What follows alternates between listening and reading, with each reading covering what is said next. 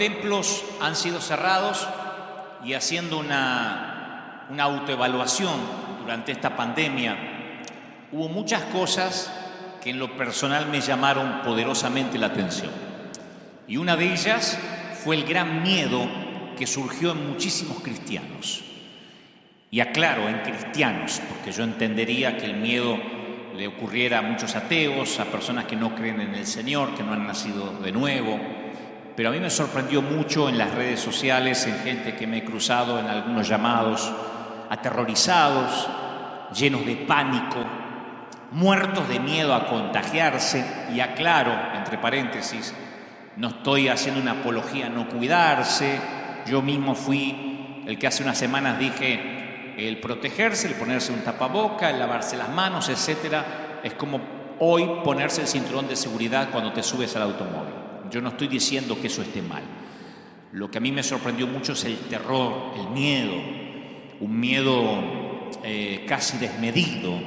A veces ponemos una foto en internet o en las redes ayudando a la gente y me aparecen cientos de recomendaciones de cristianos. Dante, no te toques la máscara. Ay, no te toques la cara. Ay, no te acerques tanto a la gente. Cuídate, Dante, necesitamos pastor para rato. Porque Dante no mandás a otro. Ya está, no salgas más, no tenés nada que demostrar. Pero con miedo. Uno me puso, no te arriesgues más, no le lleves comida a la gente, manda a otro. Y yo me pregunto si no es lo mismo que le dijeran al Señor cuando se le acercaban a los leprosos, no los toques. Imagínense al Señor diciéndole, no me estoy comparando con el Señor. En todo caso estoy comparando la iglesia con Cristo, cada uno de nosotros. Imagínense a la gente diciéndole, Jesús, no toques a los leprosos, no, mejor órales de lejos, a ver si nos agarra lepra a los 12 discípulos y no se cumple el propósito. ¿Por qué no lo mandas a Judas? ¿No? Cuando yo veo eso, digo, me sorprende el miedo, el terror. Porque no es 1, 2, 3, que uno dice, bueno, son gente aislada. No, es un patrón. De cada 100 comentarios, 90 y tantos son cuídate, no salgas a la calle, quédate adentro, no te toques la máscara, ¿por qué te rascaste la oreja? No te toques la nariz. A mí me sorprende muchísimo, lo cual muestra, en la punta del iceberg, muestra que hay un miedo enquistado. Otros buscando teorías de conspiración, asustados por los ovnis, porque los perros ladran de noche, porque la NASA confirmó que había platos voladores, por avispas que vienen de China, por el microchip que nos va a ordenar Trump que todos nos pongamos, y si no es Trump es Bill Gates. Otros diciendo ya viene Cristo, es inminente, no hay nada más que hacer, nos tenemos que dejar morir. Entonces yo he visto con gran sorpresa una iglesia pequeña, una iglesia pusilánime, aterrorizada por las noticias de CNN y por las cifras diarias de muertos. Alguien dijo, un mundo temeroso necesita una iglesia sin temor. Un mundo temeroso necesita una iglesia sin temor. Y esta iglesia, la que surgió, por lo menos la que se ve, es una iglesia con mucho miedo. Cuando hablo de la iglesia en general. Particularmente no hablo de una denominación en particular. Yo hablo de toda la iglesia de Cristo.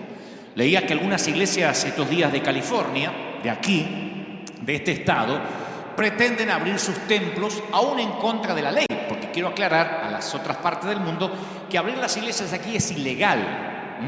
Nosotros lo hicimos en primera instancia antes que lo pidieran, pero tomamos la decisión el miércoles y al otro día jueves el gobernador dijo las iglesias deben cerrar, es ilegal convocar un gentío. Así que no podemos abrir las iglesias, todavía no tenemos permiso legal para hacerlo.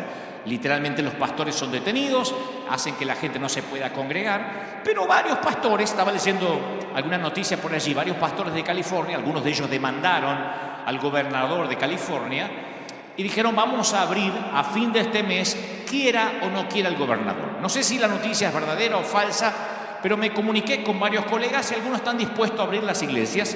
No hay problemas con las iglesias pequeñas, de poquita gente. El problema son las mega iglesias, las que convocan mucha gente, como en el caso nuestro de River Arena, ¿no?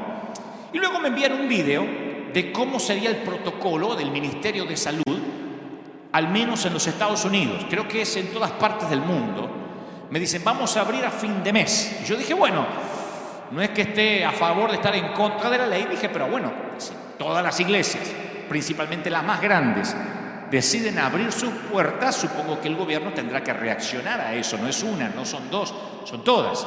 Pero luego, insisto, me mandan el protocolo de cómo va a ser. O sea, cómo la iglesia se puso de acuerdo, se está poniendo de acuerdo con el Ministerio de Salud para poder abrir las puertas. Y ahí me enteré que solo sería la tercera parte de la membresía los que pudieran entrar. O sea que si abrimos las puertas de la arena, tendríamos que nada más entrar la tercera parte, ni siquiera la mitad de la gente. O sea, nosotros que somos varios miles, tendríamos que sentar un promedio, no sé, pienso como gran cantidad, unas 300 personas separadas por 2 asientos alrededor, 2 asientos para adelante, 2 asientos para aquí, 2 asientos para aquí, ya ni siquiera uno, y 2 asientos para atrás. O sea, las iglesias pequeñas no tendrían mayor problema. Quien tiene menos de 100 miembros divide, supongo, el domingo en 5 servicios y la hace de 20. Pero en nuestros casos no podríamos decidir quiénes entran y quiénes no. ¿Cómo hacemos para decirle, bueno, usted va a entrar a las 10 de la mañana, usted va a entrar a las 11:30, usted va a estar No puede salir la gente a la mañana a adivinar a qué servicio va a entrar. Deberíamos hacer mínimamente 15 a 20 servicios por domingo, lo cual sería imposible, no alcanzan las horas del día.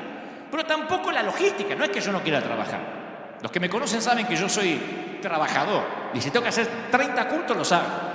El tema es que no alcanza, la logística es imposible. ¿Cómo hacemos que entren 300 personas, queden 1000 afuera? Porque tampoco se pueden quedar afuera. Sería un caos. Aquí los supermercados, las tiendas están marcadas hasta los pasillos.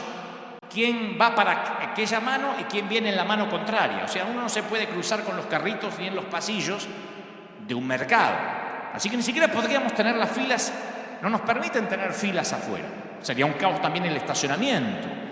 No está permitido en este nuevo protocolo por razones obvias la escuela dominical.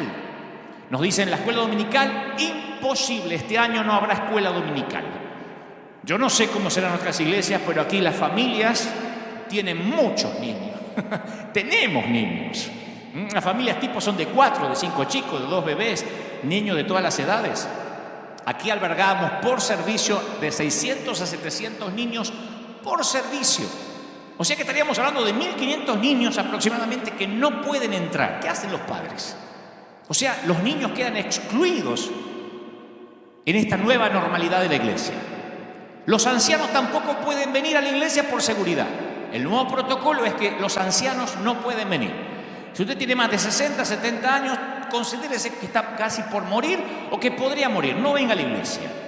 O sea, si tienes determinada edad, no puedes venir. Esto va a complicar hasta algunos pastores, ¿no? A ancianos de la iglesia, a personas que son los pilares, los que respaldan, los que oran. Hay que decirle, no venga más a la iglesia. Yo tengo en mi equipo pastoral pastores honoríficos que tienen determinada edad. Hay que decir, no, usted quédese en la casa a ver si se muere. O sea que cuando Joel profetizó que en los postreros días los niños iban a profetizar y los ancianos soñarán, se ve que no tuvo en cuenta la pandemia. Se ve que Joel estaba un poco desactualizado cuando profetizó el Espíritu Santo a través de él. O lo que es peor, el Espíritu Santo estaba desactualizado. El protocolo del Ministerio de Salud dice que está bien, abramos las iglesias, pero no puede haber contacto físico. O sea, no podemos imponer las manos a ningún enfermo. Se ve que cuando el Señor dijo, impondrán sus manos y sanarán, se le escapó el COVID-19. Si hay alguien que me dice, pastor, óreme, yo tengo que decir, no, a ver si nos contaminamos, vamos presos. A ver si se me pega algo. Imagino a un leproso que dijo, si quieres puedes sanarme. Sí quiero, y lo tocó el Señor. Hoy no podemos imponer manos a nadie. Yo no soy un gran imponedor de manos. Siempre lo aclaro, no es que acostumbramos a que todo el mundo pase el altar, pero me preocupa. No digo abrazarnos, pero me preocupa que como pastor tenga prohibido poder bendecir a alguien o imponer las manos sobre la frente de una persona para orar. Y lo que más me choqueó, tenemos que medir la temperatura corporal en la puerta a la gente y al menor indicio que estás enfermo o te duele algo, no puedes entrar a la iglesia que predicamos sanidad. Y te tienes que volver a casa. O sea, que en lugar de poner ujieres a dar la bienvenida y esperarte con un boletín o con una flor o lo que sea, vamos a poner a ujieres con termómetros.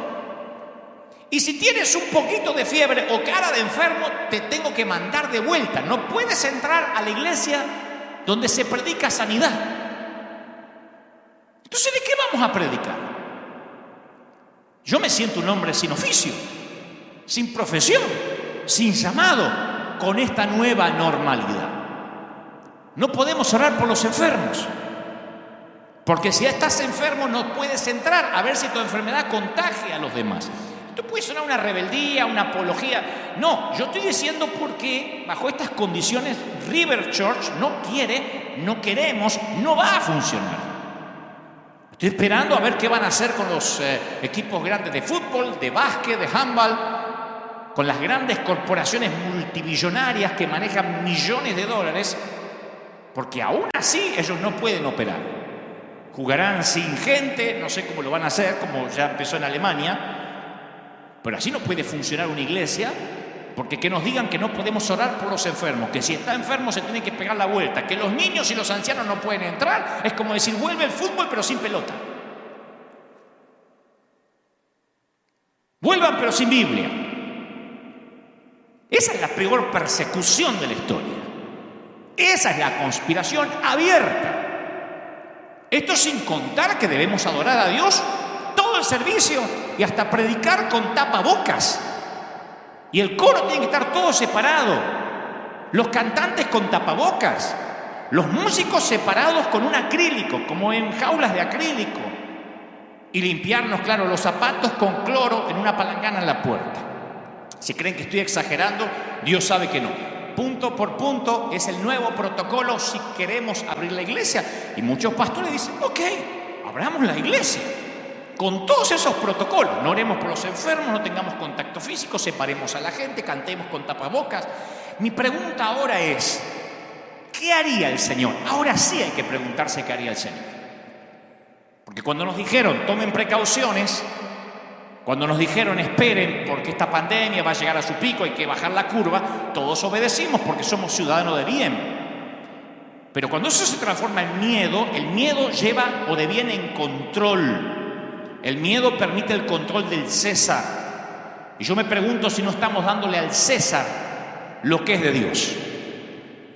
Se decía que el César era divino en los tiempos del Señor. Las monedas romanas tenían acuñada la imagen del César. Y la inscripción decía Divi Filius, o sea, decía Hijo de Dios. La inscripción de la moneda decía que el César era el Hijo de Dios.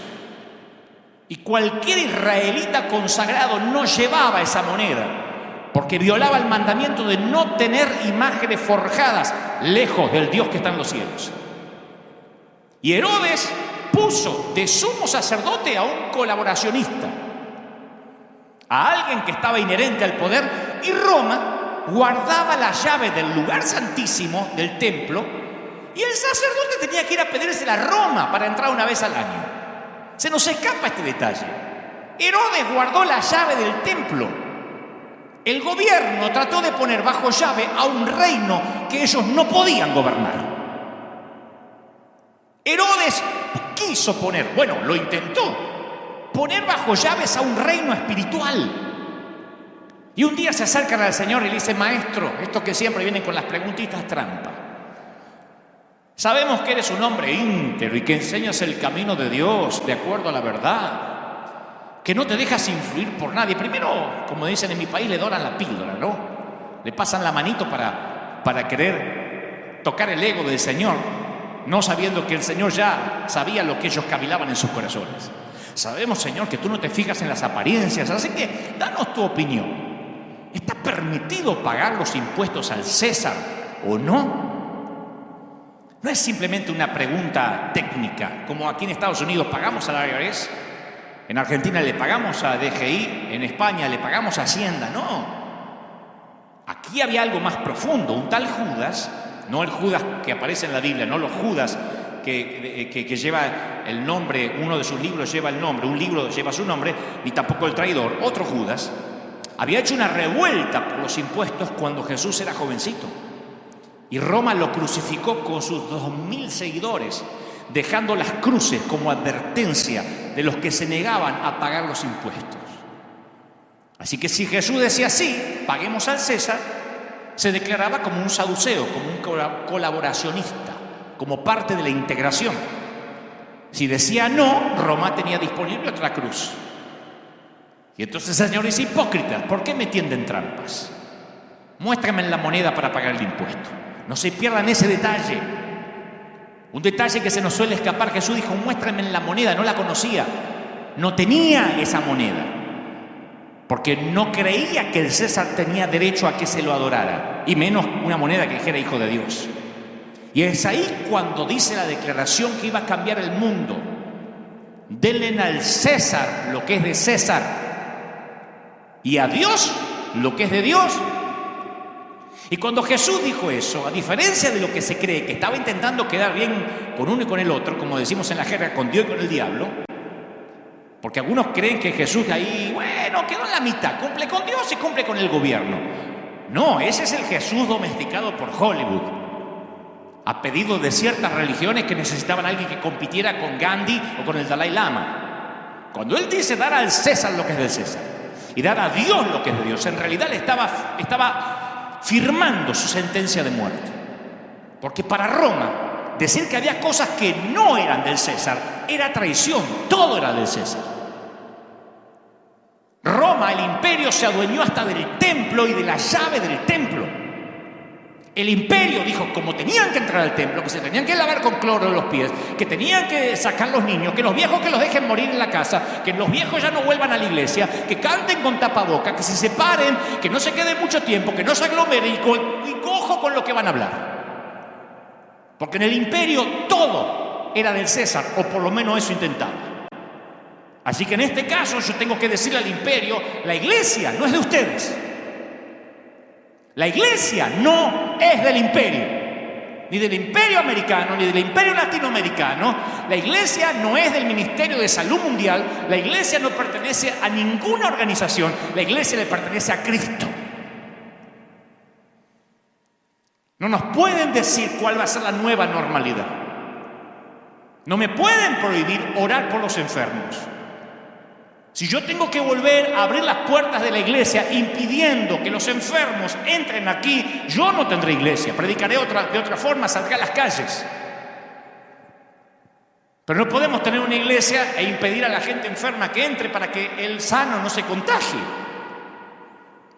Proverbios 29:18 dice: el temor del hombre pondrá lazo. Y un lazo es una trampa.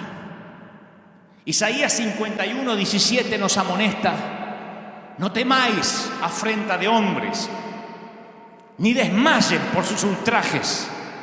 ¿Quién eres tú para que tengas temor del hombre, que es un mortal, y del Hijo del Hombre, que es como heno? ¿Ya has olvidado a Jehová tu Hacedor?, pregunta el Señor. Una pregunta retórica. Y el Señor me mostró esta semana que este temor de la iglesia ante esta pandemia es el resultado de la falta de otro temor, el temor a Dios. Porque servirás y obedecerás a quien temes. Si le temes al hombre, le sirves a él. Si le temes a Dios, le sirves a Dios. Pero tú no puedes temerle a Dios si le temes al hombre, porque no puedes servir a dos señores. Por el otro lado, no tendrás miedo del hombre si le temes a Dios.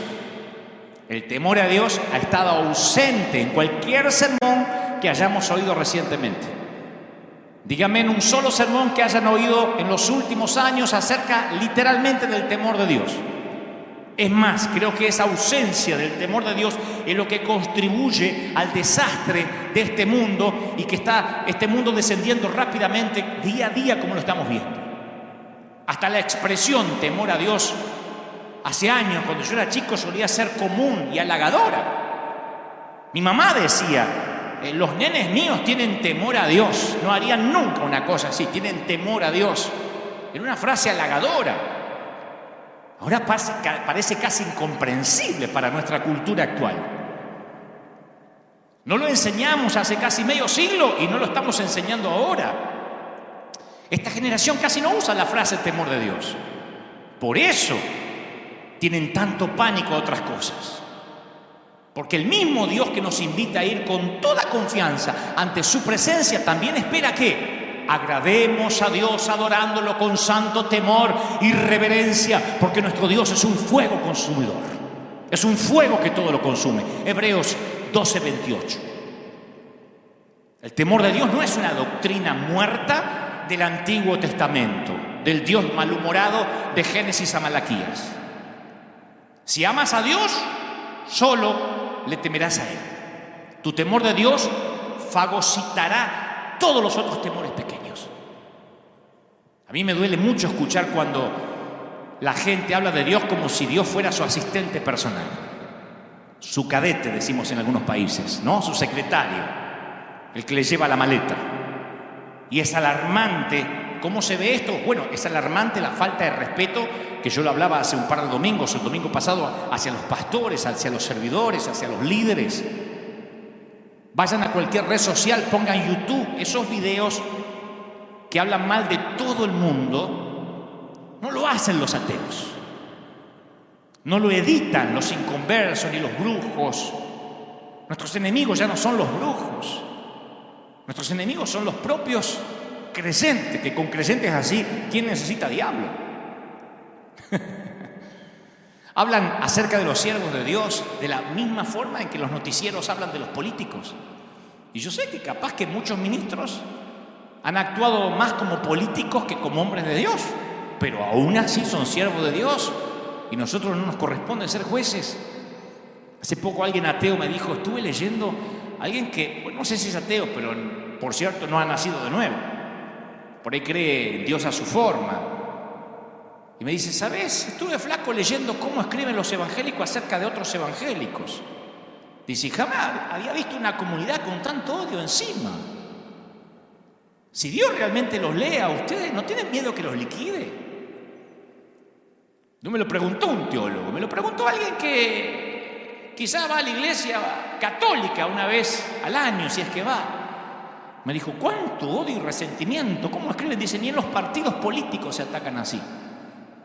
Un ateo sorprendido me hizo acordar aquella historia del pastor que oraba para que se cerrara la licorería que estaba cerca de la iglesia.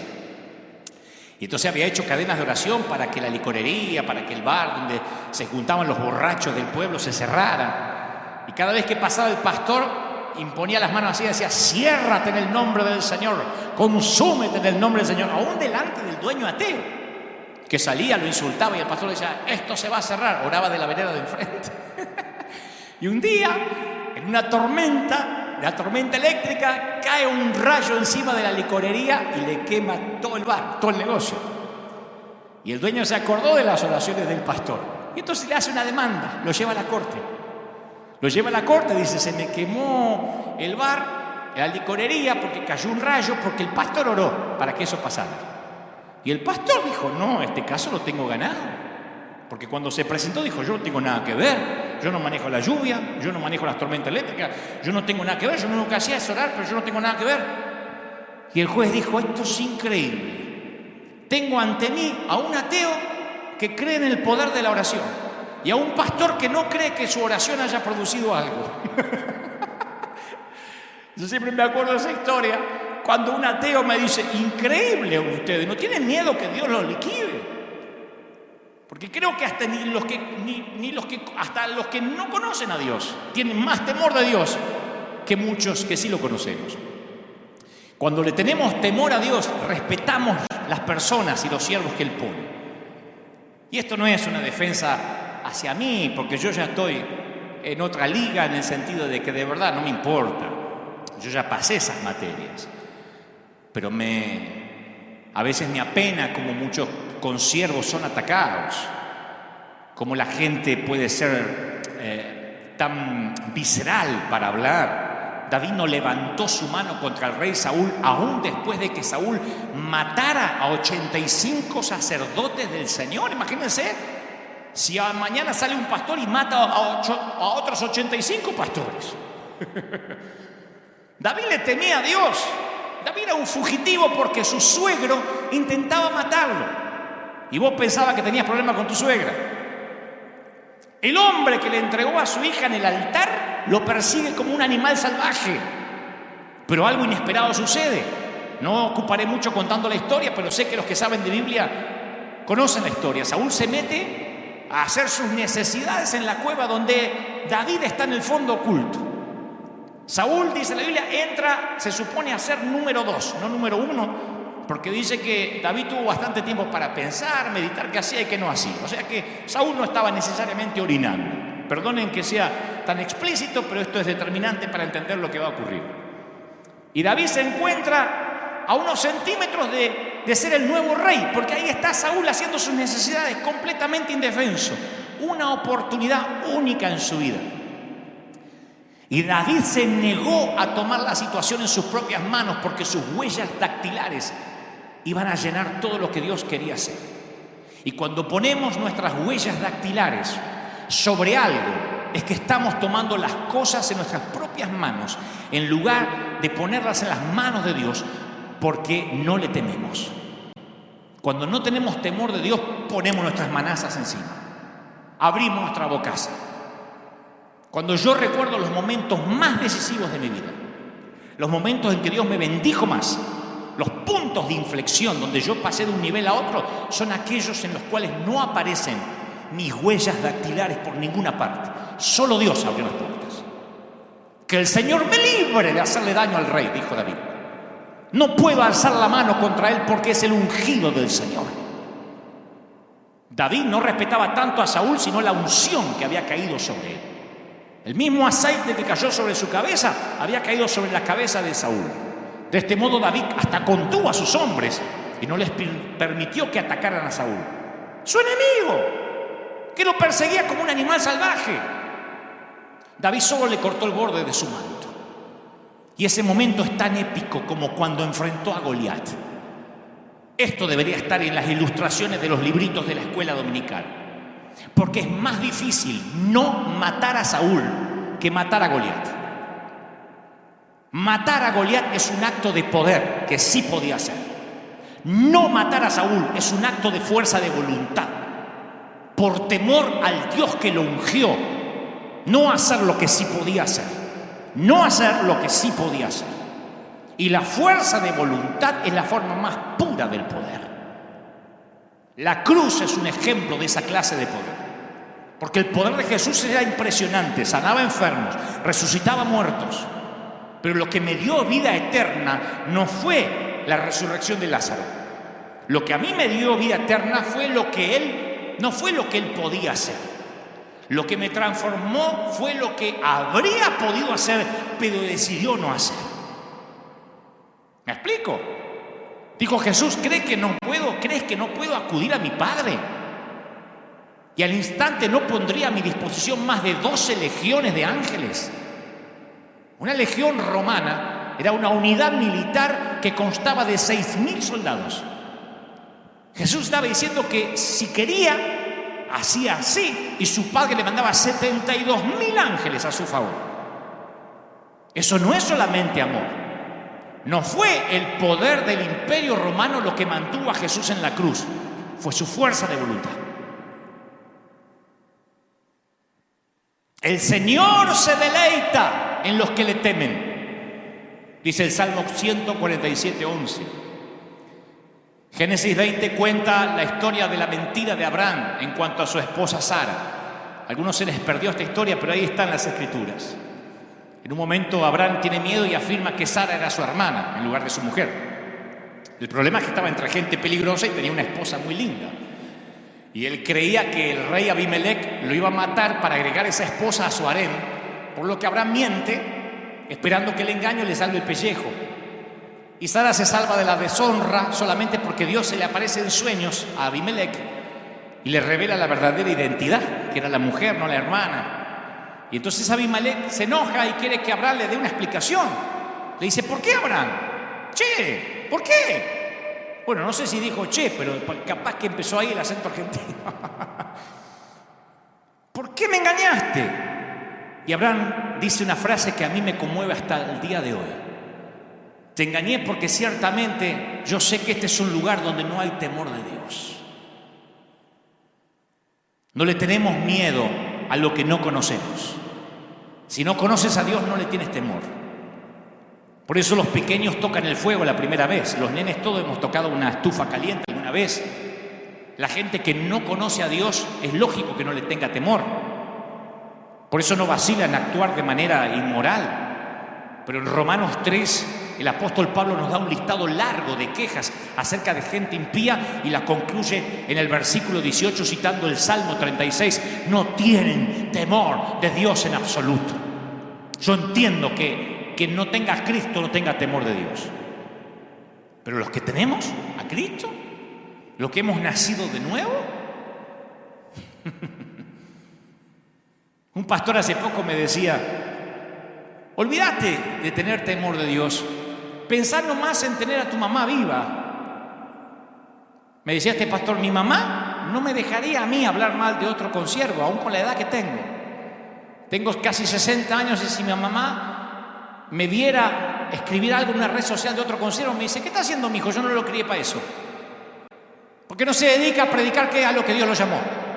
¿Por qué cree que yo lo llevé a la escuela dominical para que usted ande hablando mal de los demás, de los siervos de Dios? Aún nuestra madre no nos dejaría hablar mal de otros. Imagínate a Dios. Pero este no es un mensaje para defender ministros. Este es un mensaje para entender por qué César le metió tanto miedo, por qué el gobierno, independientemente de cuál sea el país, le metió tanto miedo a través de los medios de comunicación, por qué esta pandemia mediática le metió tanto miedo a los que se supone que nunca debimos haber tenido miedo. Muchos describen a Jesús como alguien tierno, compasivo. Él era y es todo eso. Pero ese no es todo el cuadro. El Jesús que tomó un látigo y por sí solo sacó del templo a una masa de mercaderes ladrones, parece que quedó en el olvido. Más tarde los líderes judíos llegaron a arrestar a nuestro Señor diciendo que buscaban a Jesús de Nazaret. Y cuando Jesús dijo, yo soy, dice, todos retrocedieron y cayeron al suelo. Juan 18:6. Lo único que dijo es, me buscan, yo soy. Y todo el mundo retrocedió y cayó. Con Jesús. No estoy hablando del Dios del antiguo pacto que se presentó ante Moisés. En la pesca milagrosa, cuando Simón Pedro se dio cuenta de lo que sucedió, que le llenó la red de peces, cayó de rodillas delante de Jesús y le dijo, Señor, aléjate de mí, soy demasiado pecador. Estoy demasiado pecador para estar cerca de ti. La historia está en Lucas 5:8. El temor es una respuesta natural del que es imperfecto ante el que es perfecto, del estropeado y del que está roto ante aquel que está entero, del que está contaminado ante el puro, del impotente ante el poderoso. Y creo que hemos perdido nuestro sentido de lo mucho que nuestro pecado nos separa de Dios. Sí, yo sé lo que es la gracia, yo soy un predicador de la gracia. Pero no nos olvidemos que cuando nos encontramos ante Él, es como tener un cuerpo encorvado, envejecido, manchado y tener que estar desnudo frente a la persona más bella que existe. Este es el punto, señores. Cuando tememos a Dios, nuestro temor hacia otras cosas y personas comienzan a disminuir. Los temores grandes, aunque tengan nombre de pandemia y nos den la cifra de muertos todos los días como si fuera la cotización de la bolsa, los temores grandes hacen que los temores pequeños desaparezcan siempre. Podemos pasar nuestros días preocupándonos por una multitud de boberías, pero deja que la palabra cáncer se mencione en la misma oración con tu nombre y todas las ansiedades diarias desaparecen en la nube de un temor más grande. Dios, por supuesto, no es una fuerza malévola como el cáncer. Pero eso significa que cuando nuestros temores menores son absorbidos por el temor a Dios, nuestra vida cobra seguridad. Cuando otros temores toman la prioridad por encima de Dios, es cuando nos metemos en problemas. Si algunos cristianos le tuvieran el 10% de temor a Dios que yo he visto que le tienen al COVID-19, no estaríamos ni preocupados. Si escribieran con la misma vehemencia en las redes, ¡wow! Sigan predicando, no dejen que ese alma se pierda, vayan por él, con la misma vehemencia que dice, arréglate la máscara, te vas a morir, con la misma vehemencia, imagínense el 10% del temor a Dios que le hemos tenido o que le han tenido al COVID-19, ya hubiésemos dado vuelta al mundo entero para Cristo. Eso es lo que le ocurrió a los israelitas que vivían durante la época de Isaías. Escucha la palabra de Dios para ellos. Les tienen miedo a estos ídolos. Dice Isaías 57:11, les producen terror. Por eso me han mentido y se han olvidado de mí y de mis palabras. Ya no me temen. Al perder su temor a Dios, la nación de Judá había llegado a tener temor a dioses paganos. Y sí, si uno no le tiene temor a Dios, le puede tener temor y miedo y pánico a 3 gotas de moco. Te lo aseguro. Porque yo provengo de una casa que luchamos con la rubiola, con la varicela, con la papera, con fiebres de todo. Yo pasé por todas las enfermedades como la mayoría de los que me están mirando en América Latina. Y a veces te vacunaban y a veces no te vacunaban. Pero la vieja te imponía las manos y decía en el nombre del Señor, por la sangre de Cristo. Y a vivir. Nunca había mi vieja con el pánico, ni aún teniendo cáncer. Ella confiaba en un Dios que podía sanar. Ahora están pensando algunos, ¿pero es posible amar a Dios y tenerle temor al mismo tiempo? Sí. ¿Qué requiere el Señor tu Dios de ti? Requiere que temas al Señor tu Dios, dice Deuteronomio 10:12. Que vivas de la manera que le agrada, que lo ames y que lo sirvas con todo tu corazón y con toda tu alma. Y esta combinación de amor y de temor captura nuestra reacción a 2 atributos de Dios, gracia y verdad. Gracia es valorada cuando conoces la verdad. Si no conoces la ley, no valoras la gracia. Pablo trata a ambos en ese episodio de Romanos donde dice, fíjate en que Dios es bondadoso, pero también es severo. Fíjate que Dios es severo con los que desobedecen, pero es bondadoso contigo si sigues confiando en su bondad. Romanos 11:12. En cambio, si dejas de confiar, tú también serás arrancado por completo. O sea que no hay contradicción, no hay dicotomía entre los actos simultáneos de amor y de temor. Una vez alguien me dijo, yo no creo en un Dios que manda a la gente al infierno, mi Dios es un Dios de amor. Y yo le digo, bueno, entonces tu Dios no existe. Hay un Dios a quien amar y un Dios a quien temer, y casualmente ese es el mismo. ¿No juzgó acaso a su propio Hijo como una demostración de su amor por el mundo? ¿No lo juzgó? Y luego no demostró su amor por su Hijo al que juzgó al resucitarlo de los muertos. Entonces es torpe pensar que si eres un Dios de amor no hay que temerlo. Es como un padre que le dice al hijo que no salga a la calle, que no salga solo. Yo le digo eso a los chiquititos, a nuestros chiquitos. No salgas a la calle, y menos solo. Y cuando el nene se arriesga a salir a la calle, se entera que la disciplina del padre es estricta. Como resultado se queda en la casa. ¿Por qué? Por temor a meterse en problema con el viejo. Hay una edad en que mis niños tienen temor de que no tienen temor de lo que pasa afuera. No son conscientes de que los pueden secuestrar, que se puede perder, que lo puede atropellar un auto. Dicen, me voy a meter en problemas con el viejo. Y hasta a veces entran con la jeta así. Pero al crecer se da cuenta de que la severidad de su padre es para su protección, un resultado de mi amor. De esa manera el miedo se disuelve y ama a su padre aún más. Mi papá me cuidaba. ¿Y no queremos a un padre acaso que tenga el poder para mantenernos a salvo, que nos ame con la furia de un león? Yo quiero un padre así. Un padre al que le tengo temor, que me dice, no te metas en problemas.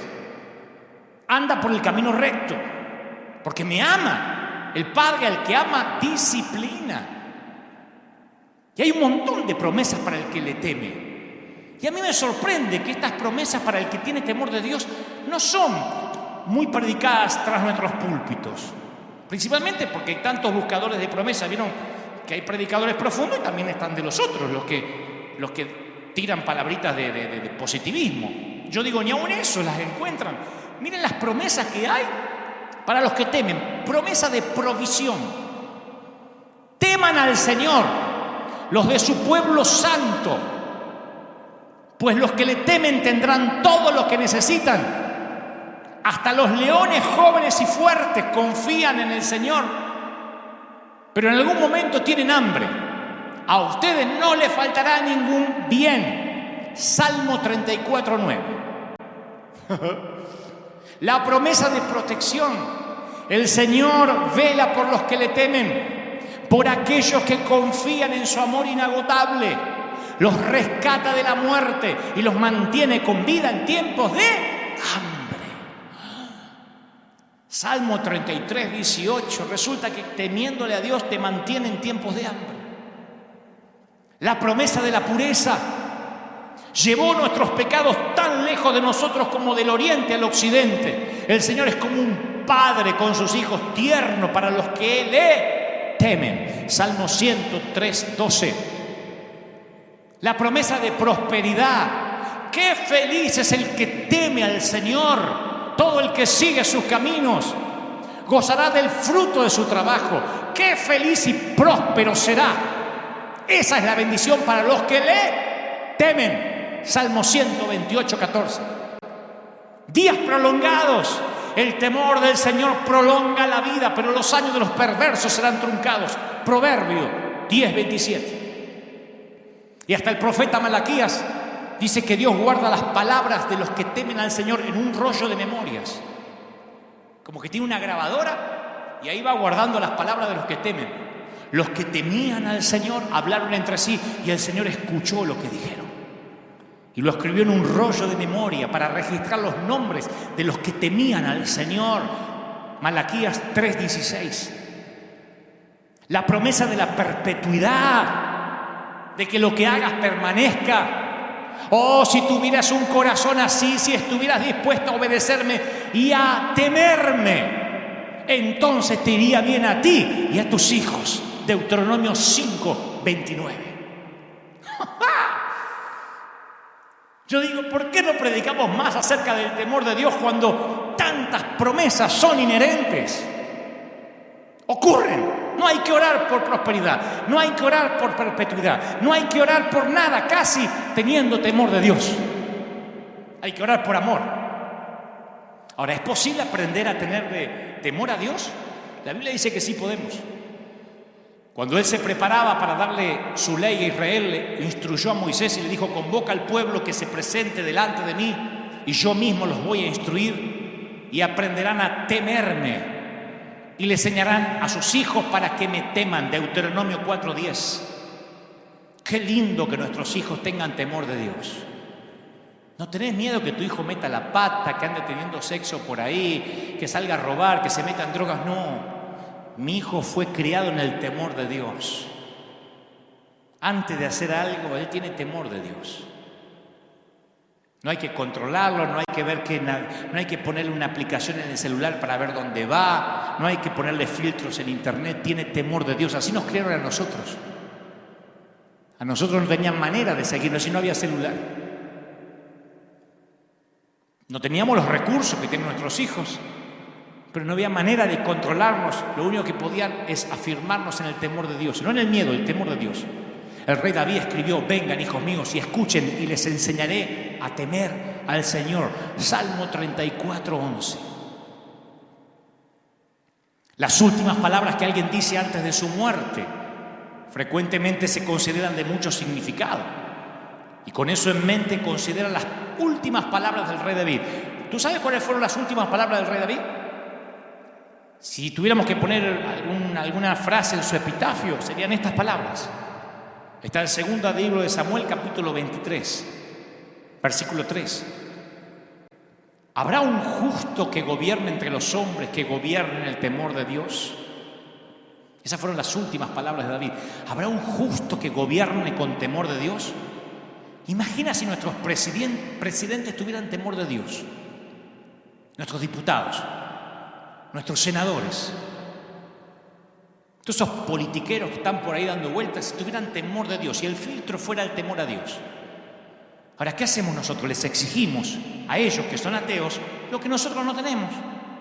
Nos enojamos cuando un presidente promueve la ley del aborto y decimos: no tiene temor de Dios. Cuando nosotros tampoco tenemos temor de Dios al levantar falsos testimonios contra hombres de Dios. Me dice un ateo: ¿cómo se odian entre ustedes, Y a mí me da vergüenza hablarle: ¿y tú no tienes temor de Dios? Y me diría: si ustedes tampoco lo tienen.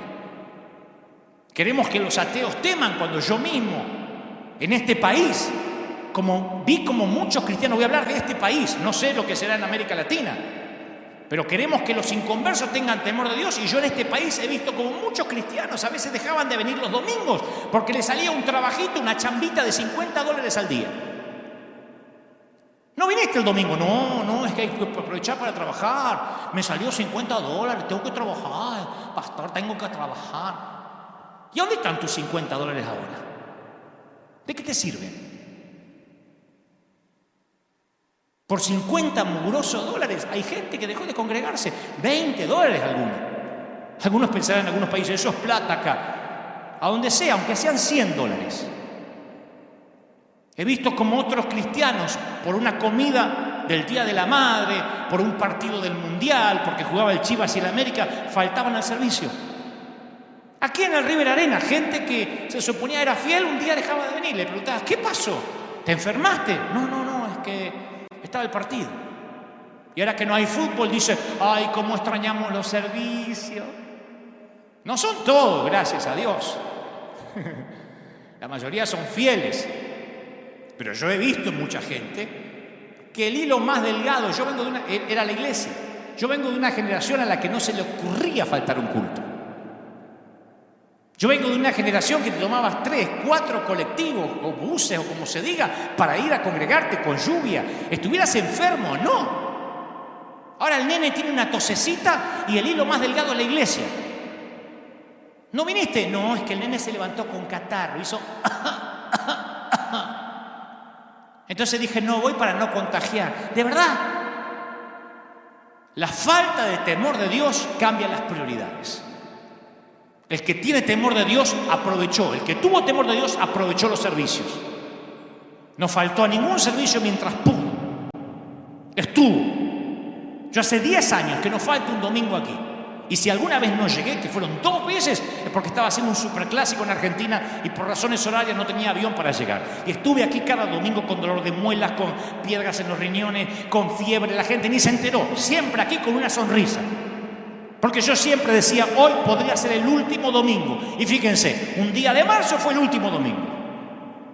Y no sabemos cómo vamos a volver, porque yo, tomándole la temperatura a la gente y echando a los enfermos a que se vuelvan a la casa y dejando a los viejos que se mueran en casa y no dejando entrar niños, no voy a abrir las puertas de arriba.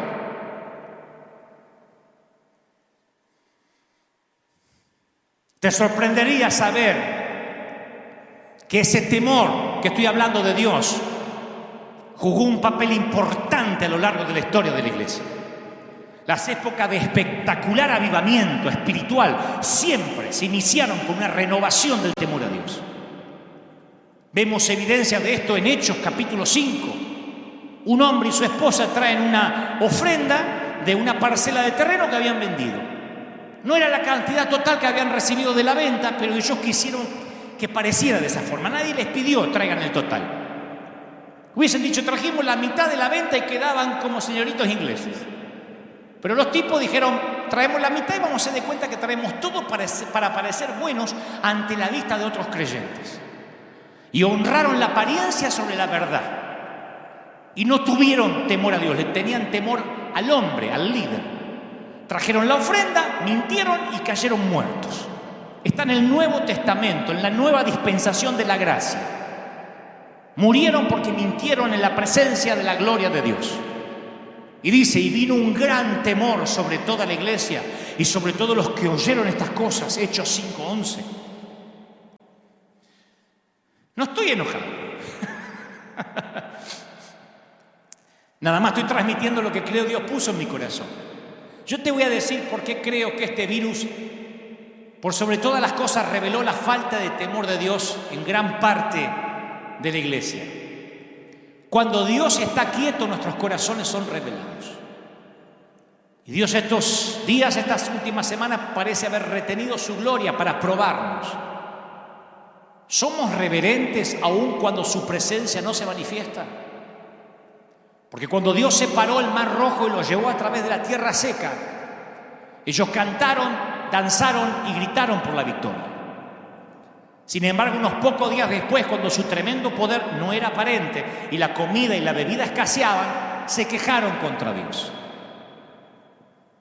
Llegó una suerte de pandemia de hambre, como va a venir ahora, Aquí en Estados Unidos hay casi 30 millones de desempleados y estoy hablando de uno de los países, se supone, más poderosos del mundo. Prepárate, iglesia, porque viene una pandemia de hambre. Ya hay una pandemia de suicidios, de femicidios.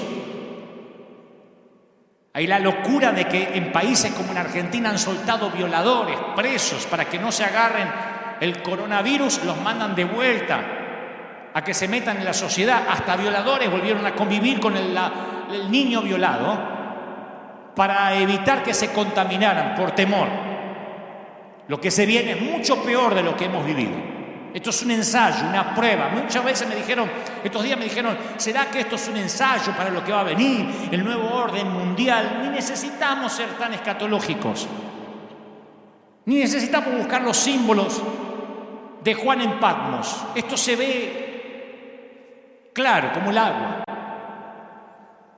Hemos llegado algunos de nosotros a ser como niños caprichosos que no tienen reverencia por sus padres. Y si nosotros no crecemos en el temor del Señor, corremos el riesgo de llegar a tratar como algo común las cosas que Él considera santas, como Ananías y Zafira, esta pareja que murió por tomarse como ordinario las cosas que eran puras.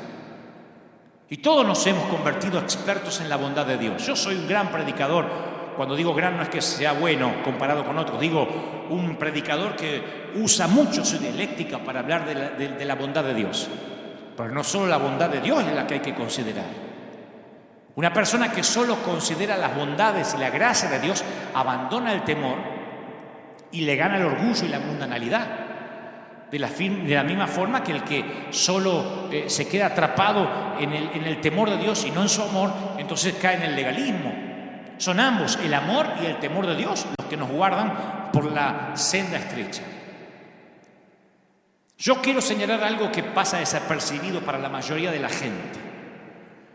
Dios instruyó tanto a Moisés como a Aarón, que era su segundo a bordo, para que subiesen a la montaña. Moisés subió, pero por alguna razón encontramos en las Escrituras que Aarón regresó al campamento. Esto es algo que se nos pasa por alto a la mayoría. Capaz que Aarón regresó porque estaba más cómodo en la presencia de los otros creyentes que en la presencia de Dios. Digo, ¿no nos parecemos en esto? Nuestras iglesias actuales no se parecen mucho a Aarón, que estamos muchos cómodos yendo a la iglesia, teniendo comunión con otros cristianos y manteniéndonos ocupados con las tareas del ministerio más que con el Señor. Evitamos estar solo en la presencia del Señor. En lugar de eso nos rodeamos de gente, nos rodeamos de actividades, deseando que eso esconda nuestro vacío. Estamos más ocupados en no fallarle a nuestro líder que en fallarle a Dios. Como cuento siempre la historia, nuestra iglesia conoce la historia, pues la conté un par de veces ya, o más de un par de veces, de la mujer que estaba barriendo la iglesia, una cristiana, por supuesto, que barría, era una voluntaria que barría la iglesia, barría el templo.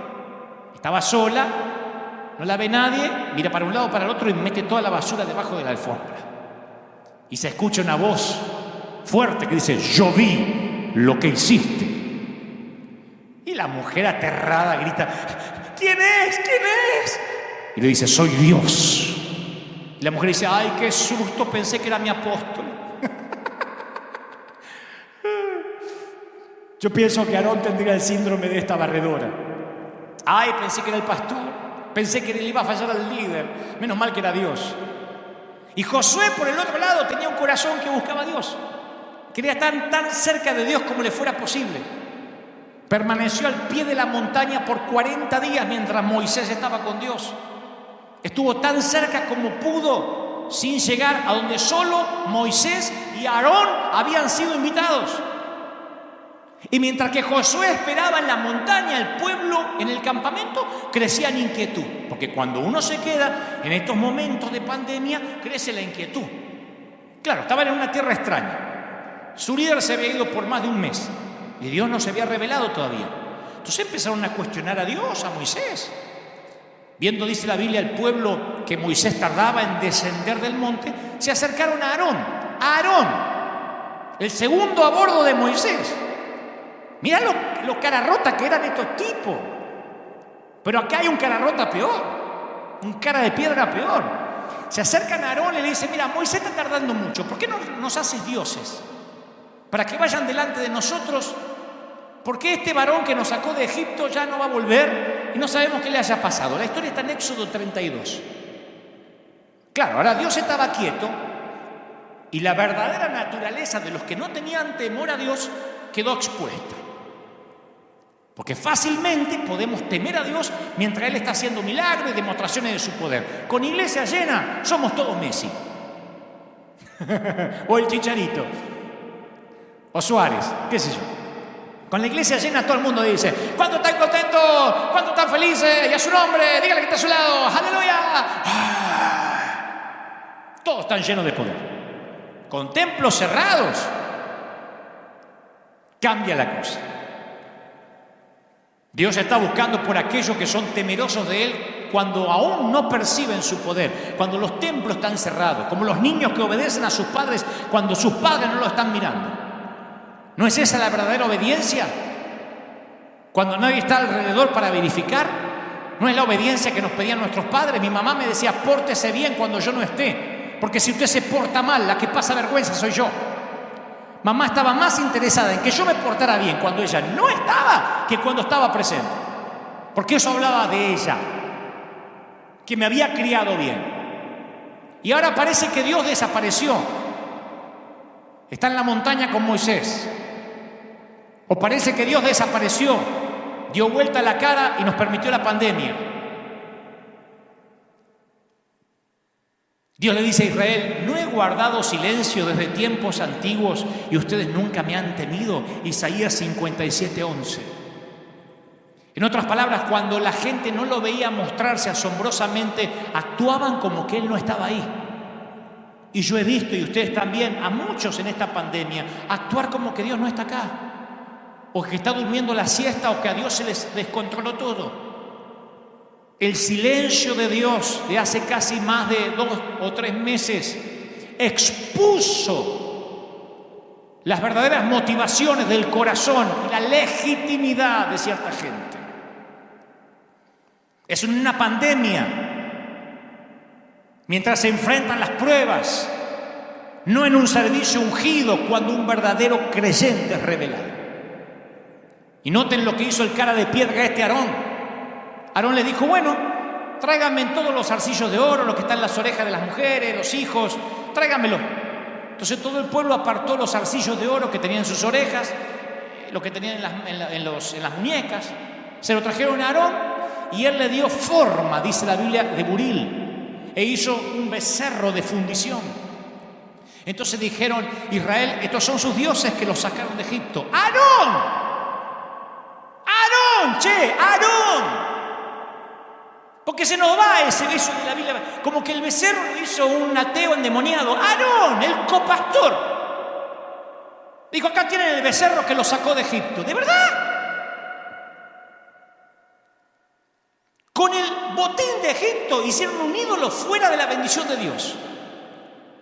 Pero aún es más alarmante que Aarón, el que no fue a la montaña, hizo el ídolo, le dio forma. Y Aarón le dio forma.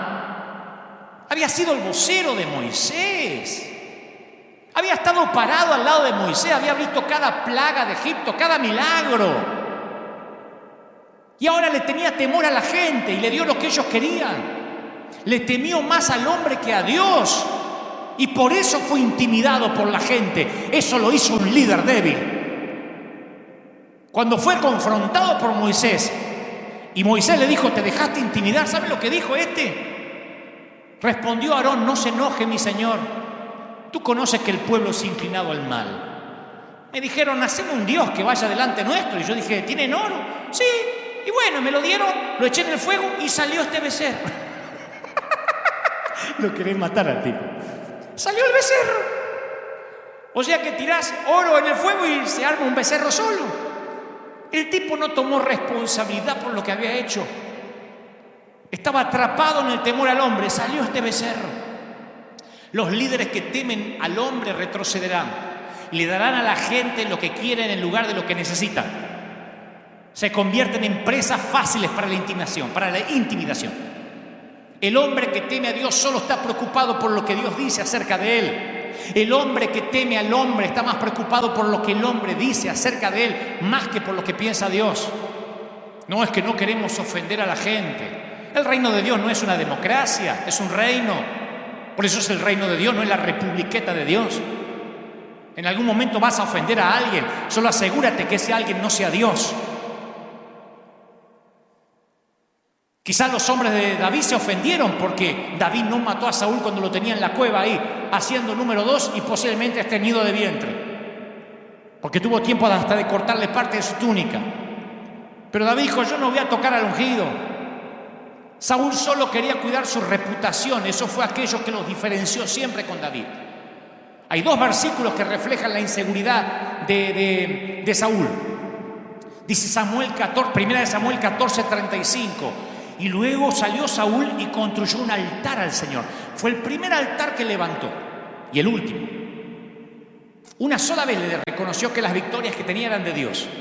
Al capítulo siguiente, al capítulo 15, cambia todo. Capítulo del primer libro de Samuel, capítulo 15, dice: y Saúl salió a Carmel y se levantó un monumento. Un capítulo atrás el tipo levantó un altar a Dios. Un capítulo después se levantó un monumento para él. En algún momento Saúl dejó de construir altares a Dios para comenzar a construir altares a sí mismo. ¿Me permite que te haga una pregunta franca porque yo me la hago también? ¿Le estás edificando altares a Dios o estás levantándote altares o monumentos a ti mismo? ¿Qué reputación te importa más? ¿La tuya o la de Dios? Un conocido predicador dijo alguna vez: si yo no me atribuyo la gloria, tampoco voy a tener que cargar con la culpa. Es una manera maravillosa para ser líder. Así, yo tengo muchos defectos, pero así yo lidero acá hace 10 años. Yo no me hago cargo. Si la gente deja de venir, si la iglesia no es mía, la iglesia es de Cristo. Yo no se la tuve que devolver, nunca la tuve. Así que no me adueño ni de los que no vienen, ni me adueño de los que sí vienen. No me asigno los aplausos ni las derrotas, ni los abucheos. Por eso las críticas no me hacen nada, porque los aplausos tampoco me hacen nada. La mayor de las libertades consiste en darnos cuenta que no tenemos que demostrarle nada a nadie, solo a Dios. Fue eso lo que hizo de David un hombre conforme al corazón de Dios. Y tal vez sea ahora que dejemos de atribuirnos los méritos para también dejarnos de atribuirnos las culpas. Tal vez sea la hora que dejes de tratar de demostrarle a la gente que vales y que se lo empieces a demostrar a Dios.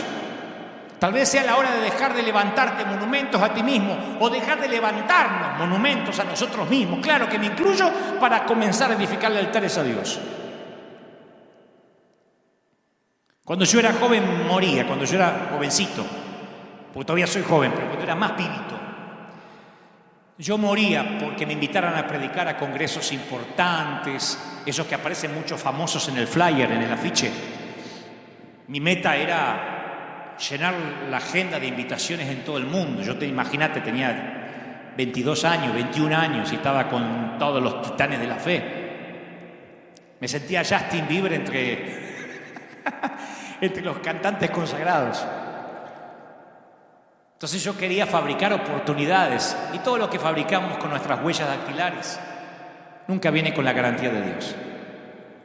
Pero Dios comenzó a trabajar en mí para crucificar mis motivaciones. Yo quería levantar sin querer monumentos en vez de altares a Dios. Y cuando Dios empezó a sacrificar mis motivaciones, yo dejé de estar buscando oportunidades, y fue cuando esas oportunidades me empezaron a buscar a mí, hasta la fecha.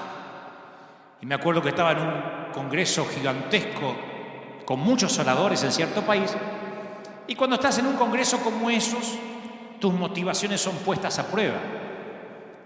En el juego de las comparaciones, mientras mejor le vaya al otro orador, peor te vas a ver tú. Mientras peor predica el otro, mejor te ves tú. Es espantoso, pero si el otro dice: no estuvo tan bueno, me gustó más Dante, es como que eso te acaricia el ego. Si dice: Dante estuvo bueno, pero el que vino después, ¡qué unción!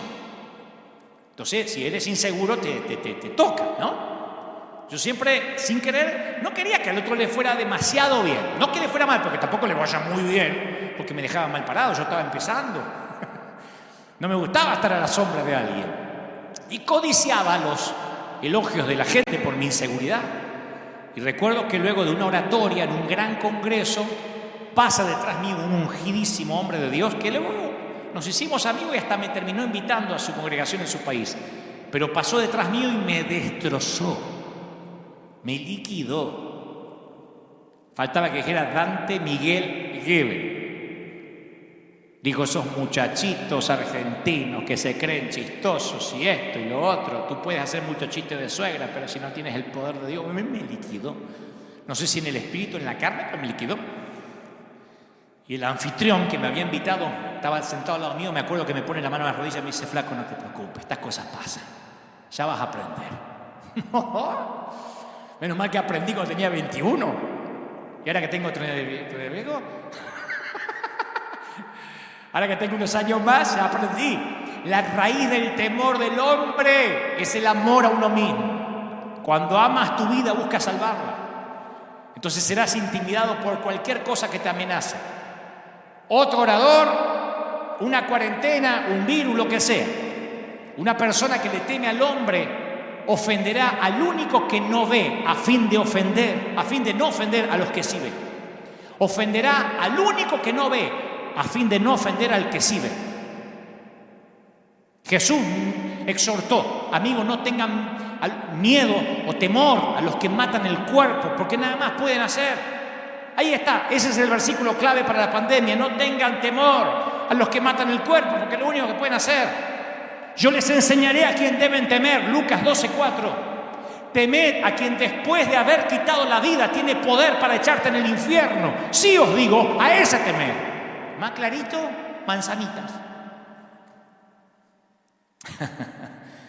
Voy a terminar con esto. Contrastaré rápido a 2 reyes. Ambos gobernaron el mismo reino, ambos se postraron ante el mismo Dios. El mismo cuerno de aceite los ungió a los dos. Uno fue rechazado por Dios y el otro estimado por Dios como un hombre conforme a su corazón. Y al contrastar la vida de estos 2 monarcas, uno ve la diferencia entre el temor de Dios, quien temía a Dios y quien temía al hombre.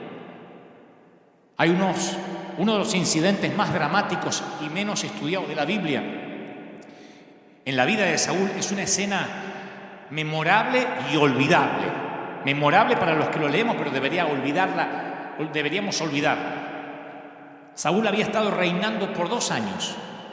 Como en la mayoría de las posiciones, su periodo de luna de miel no reveló su verdadero carácter. Como los presidentes cuando recién suben al gobierno, nadie los critica porque no sabe qué decir la oposición todavía. No tomó medidas de gobierno, 2 años es muy nuevo. Pero con el paso del tiempo las motivaciones empiezan a exponerse. Y dice la Biblia que mientras que Saúl estaba en Micmax con sus prestigiosos guerreros, los filisteos se reunieron para pelear contra él. En 1 Samuel 13:5. Era el ejército más fuerte que Saúl había enfrentado. El enemigo tenía 30.000 hombres, 6.000 hombres a caballos y la multitud era comparada a la arena que está a la orilla del mar. Enfrentar 30.000 carros es como enfrentar en la actualidad 30.000 tanques de guerra. Era una vista intimidante para Saúl. Y atemorizados, los soldados de Saúl empiezan a desertar, se meten en las cuevas, en las fosas, en los peñascos, en las rocas, en las cisternas. Estaban abrumados. Y Samuel había recibido una orden del Señor, el profeta, diciéndole que no haga nada, no ataque ni se defienda hasta que llegue él, que era el profeta, y presente una ofrenda. Saúl lo espera 7 días, conforme al plazo que Samuel había dicho, pero como Samuel se tarda en llegar y el pueblo le desertaba bajo presión, Saúl se hace el sacerdote, ofrece el holocausto por su cuenta y llega justo Samuel y dice, ¿qué estás haciendo? Y Samuel le dice, ¿qué estás haciendo? Y Saúl dice, no, mira. Y fíjense la respuesta de Saúl. Le dice, no, es que yo vi que el pueblo me estaba desertando y que tú no venías dentro del plazo que me dijiste. Y están los filisteos enfrente. Y me dije, van a descender contra mí. Y yo no imploré el favor de Jehová. Me forcé y ofrecí holocausto. O sea, hizo los sacrificios para hacerse aparecer bueno ante la gente y trató de parecer espiritual con Samuel diciendo, me forcé. En realidad, él reaccionó y cayó dentro de una trampa de intimidación. Una de las cosas más difíciles es esperar en Dios, especialmente cuando no está haciendo nada, esperar en Dios. Esto es particularmente cierto ahora. Cuando Dios pareciera que no está hablando, realmente está haciendo algo. Por eso le digo a nuestra iglesia, continúen obedeciendo la última orden hasta que cambie. Mantente en tu posición, soldado. Lo diré otra vez a toda la iglesia de River, manténganse en sus posiciones.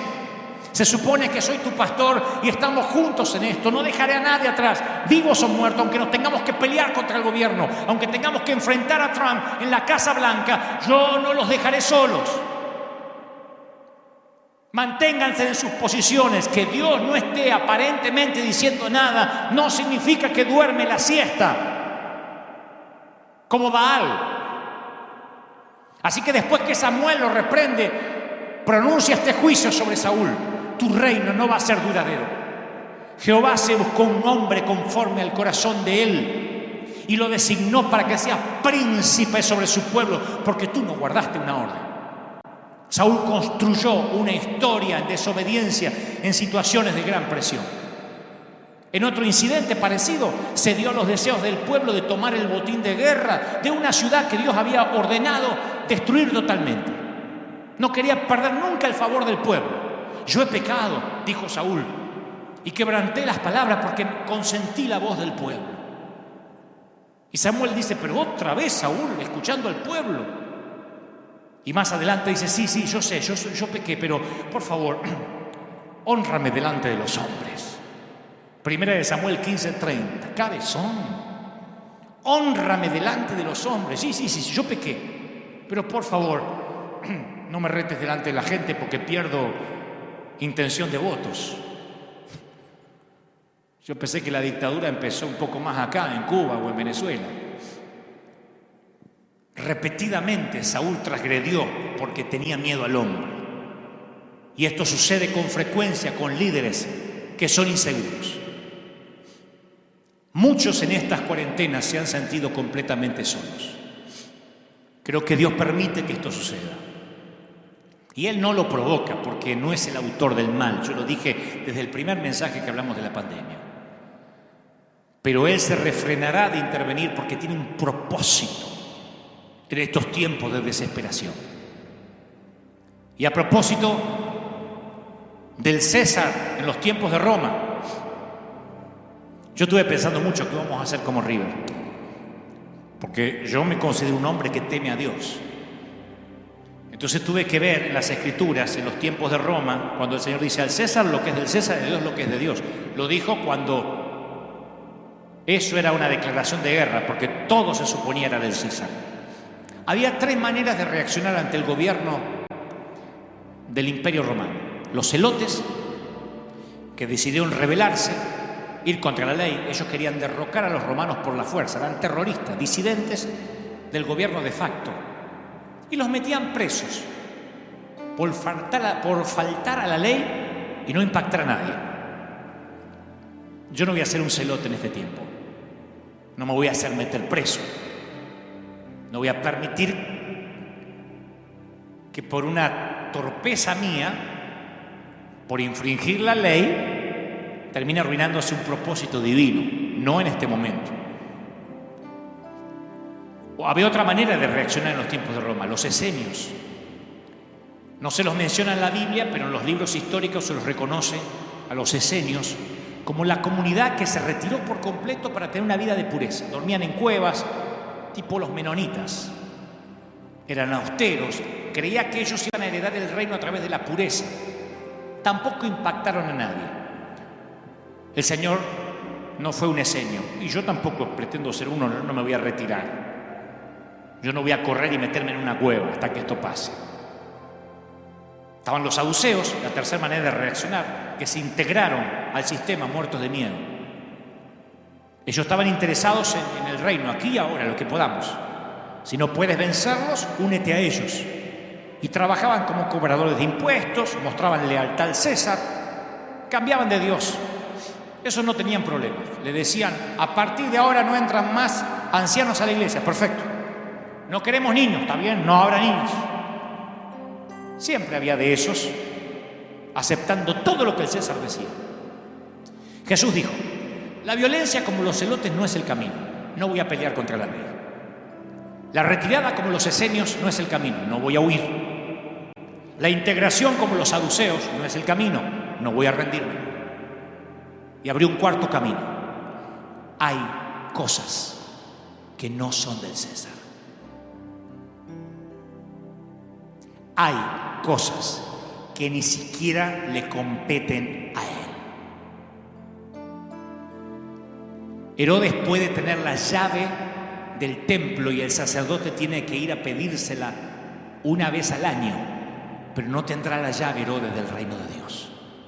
Porque en eso consiste el reino de Dios, en no tenerle miedo a los césares y estar por encima de ellos, de su control del miedo. Yo no estoy diciendo te faltará la ley. Aquí esta iglesia tiene un hombre que siempre dice respetaremos la ley. Pero yo no voy a predicar en las condiciones que el César quiere que yo predique. Yo voy a pelear por los derechos del reino de Dios. Esto no es una republiqueta, esto es el reino. Hay un monarca y hay un rey. Y no es la primera vez que voy a pelear. Porque cuando llegamos a esta arena, se levantaron todos los políticos que tenemos aquí al frente, en el City Hall. Se levantaron todos los politiqueros, los fiscales, había un montón de políticos que dijeron: ustedes no pueden operar. Los concejales, ustedes no pueden operar. Compramos esta arena y llega un correo electrónico a la dirección del pastor ejecutivo y le dicen: ustedes no pueden abrir la iglesia este fin de semana porque no usarán el estacionamiento gratis.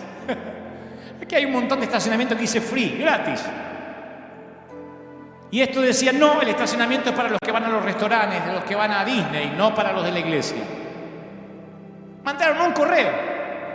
Y entonces el bufete de abogados dice: ustedes no van a poder operar porque le dijeron que no pueden operar. Yo digo: ¿cómo el César va a decir a dónde estacionar la gente? Si fuera un estacionamiento privado, lo entiendo. Estacionamiento gratis. Le digo: ¿qué pueden hacer? Y podrían enviar la seguridad. ¿Y qué? ¿Reprimirnos? ¿Dispararnos? ¿Tirarnos gases lacrimógenos porque venimos a adorar a Dios? ¿De verdad? ¿A los hispanos? ¿Serían capaces de discriminar a 8.000, 10.000 hispanos que se vienen a juntar acá para bendecir la ciudad, que salen a dar de comer a la gente, que reparten 10.000 a 15.000 juguetes los fines de año en Navidad, que reparten pavos, 10.000 pavos en Día de Acción de Gracia a la gente que sale a alimentar a los pobres? ¿Nos van a discriminar? Llamo a todos los noticieros y les digo: ¿nos están discriminando por ser hispanos? ¿De verdad? Bueno, tal vez no hagan eso, pero podrían poner un cartel no estacionar. ¿En dónde? ¿En un estacionamiento que dice libre? ¿En un estacionamiento que dice gratuito? Y peleamos. Y nos pusieron cartelitos y corríamos los cartelitos. No infringíamos la ley, simplemente no seguíamos la estupidez caprichosa de un César. Porque yo sí respeto la ley. No tengo problema de parar en un stop a las 3 de la madrugada. Pero no caprichos del César, que decide ponerse en su moneda hijo de Dios y hay que adorarlo. No todas las cosas son del César. Y el reino de Dios no es del César. El reino de Dios no es del César. Entonces yo los incito a una revuelta en oración, a un ayuno dirigido a algo, a una oración dirigida. No solamente ayúdanos que no me agarre el coronavirus, me juró con tu sangre los dinteles de la puerta. No tengas miedo. Y no me escriban más, que no me arriesgue más, porque yo prefiero en todo caso morir ayudando a la gente, porque Dios me llamó a predicar, a servir, no a ocultarme, muerto de miedo, con la cola entre las patas. Me voy a poner la mascarilla, me voy a poner los guantes, lo hago. Pero si algo hago mal o me contagio, igual habrá sido un placer combatir en el ejército de Dios. Hasta los samuráis dicen que no hay deshonra en la derrota. Ni siquiera hay deshonra en una buena derrota. Pregúntenle a los mártires de la iglesia si consideraban deshonra el dejarse ejecutar, decapitar, crucificar a causa de Cristo. Iglesia, levantémonos en oración. No sé qué harán los otros consiervos. Si pondrán cloro en la puerta, si le tomarán la temperatura a los enfermos, si no dejarán entrar a los viejos y los niños. Nosotros vamos a operar cuando podamos operar de la manera en que Dios nos mandó a operar.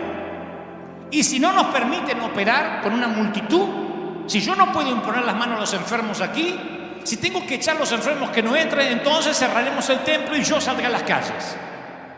Y haremos otra vez las iglesias bajo los árboles, porque así empezamos nosotros, así nos forjamos. Nosotros nos hicimos fuertes, éramos esclavos y nos transformamos en soldados en el desierto, señores. Desierto es mi segundo nombre. Yo no le tengo miedo al desierto, soy un piloto de tormenta. Así que no me van a poner condiciones ridículas. La gente se está suicidando, divorciando, los hijos están cayendo en depresión profunda, los adolescentes están a punto de suicidio, hay una ola y una nube de depresión en las casas y han decidido que la iglesia no es primera necesidad. Si la iglesia no es primera necesidad, no me digan que el fútbol lo es. No me digan que la licorería lo es. En este país Target no es primera necesidad, pero lo es la iglesia. Lo es la iglesia. Y River Arena es un templo que ha sido abierto 24 horas, 7 días a la semana, 365 días al año, y no ha cerrado y no va a cerrar si alguien quiere buscar consejería. Está bien, nos reunimos multitudes. Pero escúchame, César, el reino de los cielos no es tuyo. Tú no entiendes de esto. Yo estoy por sobre ti, porque yo sirvo al rey, porque yo soy un embajador del Rey de Reyes. Y voy a acatar las normas gubernamentales, no las normas de las cuales no hay precedente ni jurisprudencia. No hay precedentes. ¿Sabían que cuando esta pandemia empezó, nosotros salimos a la calle sin preguntar? Algunos dirán, ¡qué locura! Pero yo dije, si ponen cuarentena, me consta que hay gente rica que vive de los ahorros. Que hay gringos que dicen, tendremos que echar mano a los $100,000 guardados para la universidad de la niña. Pero me consta los hispanos que viven al día, del cheque a cheque. Acá en la iglesia hay gente que corta el pasto, hay gente que limpia, hay gente que trabaja en un taller mecánico y los mandaron 40 días, 50 días, 60 días sin trabajar. ¿Qué come la gente? Que los matan de hambre. Los meten adentro para que se mueran de hambre. Presidentes ridículos diciendo que los mayores de 70 deberían morir. Yo tengo un padre de 94. Tú no vas a matar a mi padre. Tú no decides sobre la muerte y sobre la vida. Mi papá tiene 94 años y está predicando y hablándole a los ancianos como el de Cristo. Salió en televisión hace poco en Argentina. Así que nadie me venga a decir a qué edad se tiene que morir la gente. Nadie va a asignar a los viejos a las casas que se mueran en sus residencias sin poder acceder a un hospital. Nadie va a decidir cuáles son las prioridades de los enfermos y decidir que le pondrán un respirador a uno de 40 y se lo negarán a uno de 70. Nadie decidirá sobre la muerte y sobre la vida. Solo Dios. César, hay cosas que no son tuyas. Y la iglesia se va a levantar, se tiene que levantar. Como sea, aquí en las calles, donde sea. Nos convocaremos en los parques, pero allí estaremos orando por los enfermos. Y si Cristo tocó a los leprosos, yo voy a imponer las manos hasta que el Señor cambie la orden. Cuando me digan no les imponga más las manos de antes, no te arriesgues. Manda a un Judas que lo haga, entonces mandaré a un Judas. Mientras que me diga, pondrán las manos sobre los enfermos y los enfermos sanarán. Entonces pondré las manos hasta tanto se me cambie la orden. Levantémonos en oración, iglesia. Levantémonos como un ejército. Levantémonos orando, clamando a Dios. Yo también quiero abrir las puertas del templo. Me encanta predicar con gente. Pero no lo haré bajo las condiciones del César. Vamos a pelear por los derechos del reino. Vamos a decir que Dios nos mandó a ser esenciales.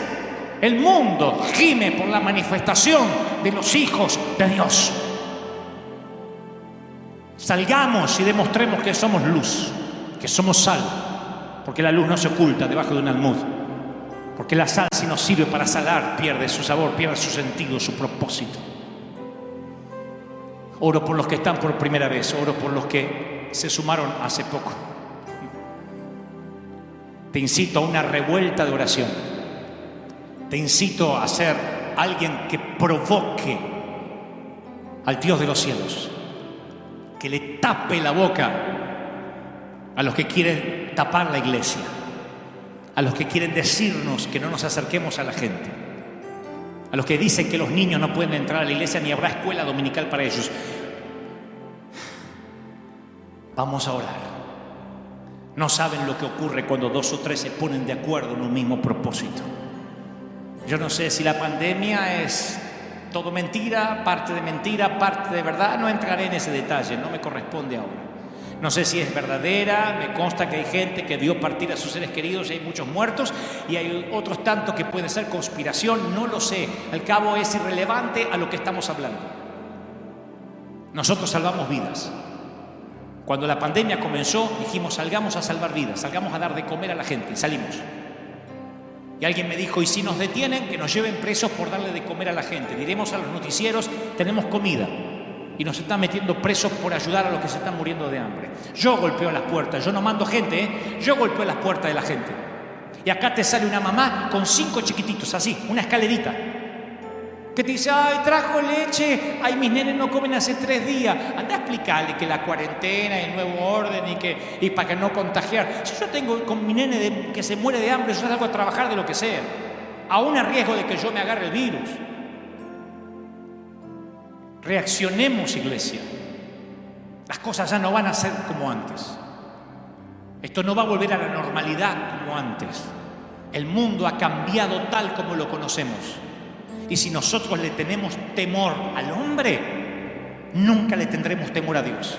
Pero si le temes a Dios, no le tienes miedo a más nada. Padre, gracias por esta mañana. Bendigo tu salida, tu entrada, tu acostarte, tu levantarte. Gracias por estar ahí. Suelto esta palabra profética a los rincones del mundo, a las 4 esquinas del mundo. Suelto esta palabra para que un viento de otra parte llegue, para que la gente reaccione. No tengas miedo. Iglesias, salgan a bendecir. Los que sí pueden, los que no están en cuarentena, los que se abrieron parcialmente, vayan, pidan permiso o salgan a dar de comer a la gente.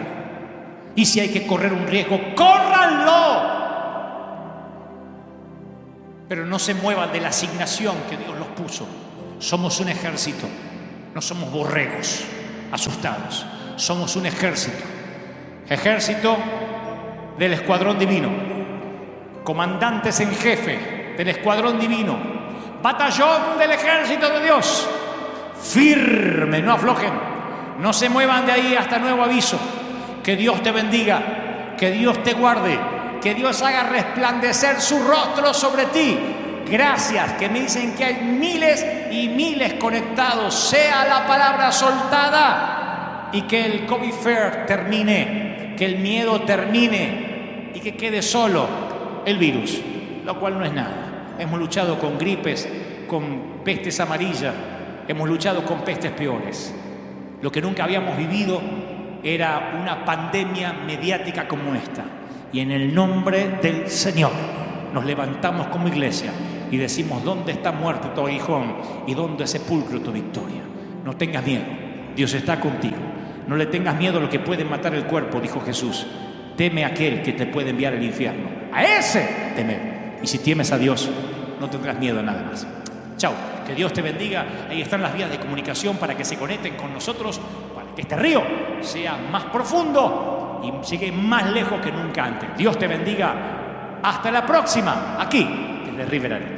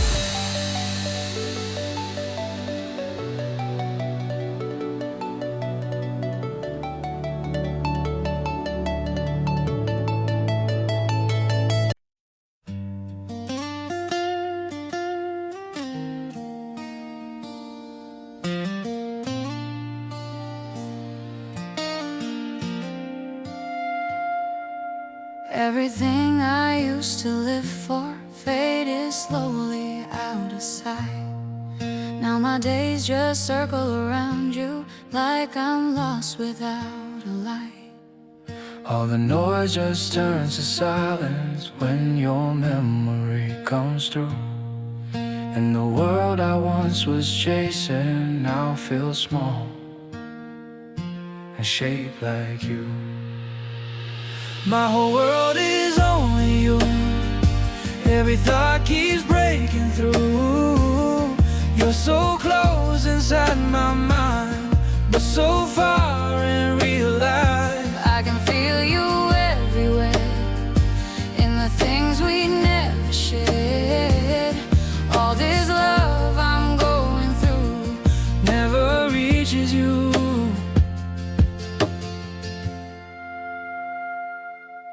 Every image feels so real now, like you're standing next to me. But the truth is in the silence, you were never meant to see. My whole world is only you. Every thought keeps breaking through. You're so close inside my mind, but so far in real life. I can feel you everywhere, in the things we never shared. All this love I'm going through never reaches you. If you felt it for a moment, would it change the way you stay? Or would I still be the shadow that just fades away?